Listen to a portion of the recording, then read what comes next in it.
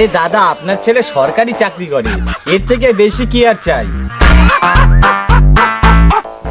বাবা, আমি আলাদাভাবে মেয়ের সাথে কথা বলতে চাই। বলছি দাদা, আমার ছেলে একটু আপনার মেয়ের সঙ্গে আলাদাভাবে কথা বলতে চায়। আচ্ছা ঠিক আছে, এই মা যা তো একটু কথা বলে আয়।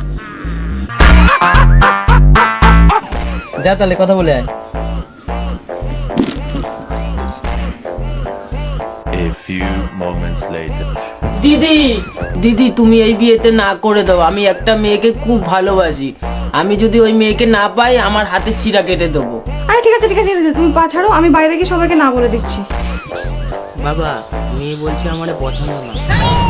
না বাবা, আমি ওই ছেলেকেই বিয়ে করবো। ওই ছেলেকে যদি বিয়ে না করতে পারি, তাহলে আমি আমার হাতে শিরা কেটে ফেলবো।